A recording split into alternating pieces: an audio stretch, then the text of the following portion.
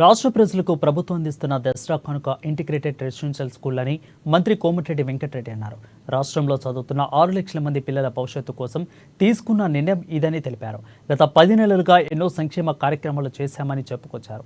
Integrated residential school నిర్మాణం ఎంతో గొప్ప కార్యక్రమమని అన్నారు. గత ప్రభుత్వ వైఫల్యం వల్ల విద్యార్థులు ఇబ్బందులు పడ్డారని విమర్శించారు. ప్రతిపక్షాలు ప్రతి కార్యక్రమాన్ని రాజకీయాల కోసం విమర్శలు చేస్తున్నారని ఫైర్ అయ్యారు. ఇంటిగ్రేటెడ్ రెసిడెన్షియల్ స్కూల్లో అన్ని వర్గాల పిల్లలు చక్కగా చదువుకునేలా మౌలిక వసతులు కల్పించాలని కోరారు. తెలంగాణలోని దాదాపు 6,29,000 మంది విద్యార్థులు వారి తల్లిదండ్రులకే కాదు తెలంగాణ రాష్ట్ర ప్రజలందరికీ కూడా ఈ దసరా కానుక ఇది.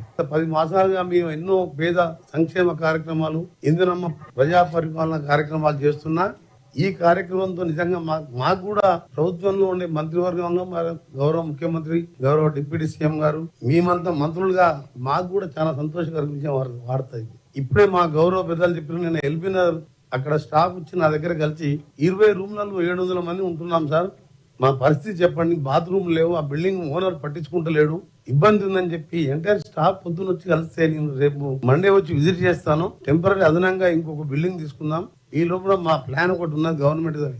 అట్లా నేను నా కాన్ఫిడెన్సే కాదు, నేను ఏ జిల్లాలో ఎక్కడ పోయినా పోయి చూస్తే ప్రతి రూమ్ లో 20 మంది, ఒక బాత్రూమ్,